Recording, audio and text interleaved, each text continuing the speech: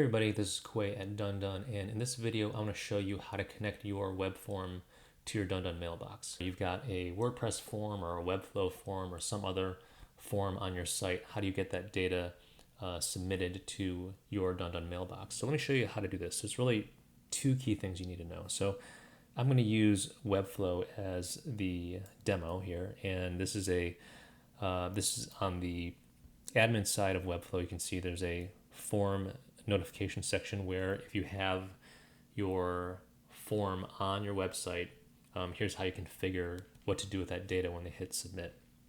So the first thing you need to make sure you do is you are sending that form data to your mailbox. So that's either going to be the auto forwarding email address. So if I go to the auto forwarding section of a DoneDone mailbox, it's this custom email address here.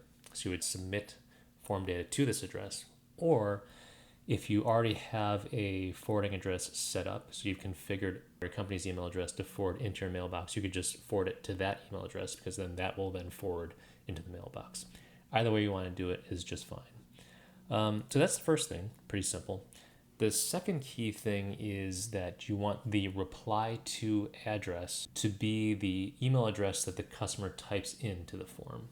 So again, using Webflow as a demo here, they give you this reply to address as an option, and I would basically enter in whatever the variable is in the system you're using that denotes the email that they typed in, and that's the one you want to apply to the reply to address. The reason you want to do that is when we then receive the form data through the email, the customer in the DoneDone ticket will then be mapped to this email address.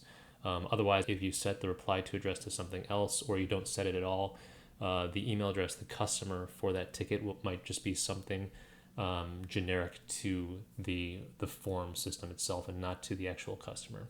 So those are the two key things. Let me show you a demo here, actually with our own contact us form on the DoneDone.com site.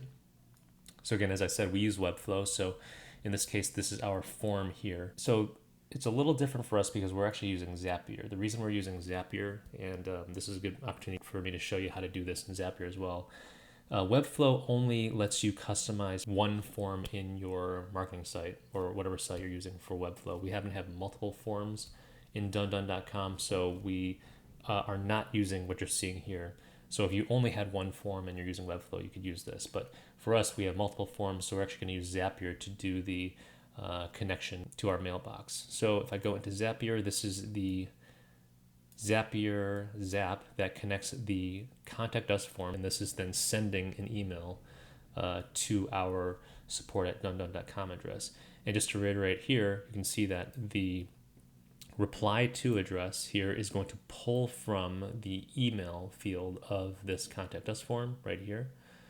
That's that second point I made. And then the first point I made was we're just going to send this email data to our support address, support@donedone.com, because that's has already been set up as an auto forwarding email to our mailbox. So it's just those two things. And then what's nice about Zapier is you can then configure how you want the body of the message to look. We're just adding the product version you selected from that drop down, and then the data message. So basically this product version and this message becomes the body of that email.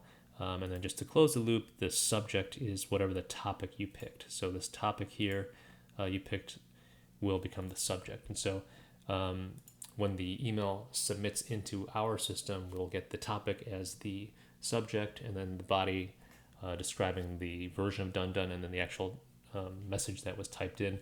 But again, the customer address will be mapped to whatever the email address was typed in here, because that is the reply to address. So if you do those two things on whatever form system you're using, you should get things working.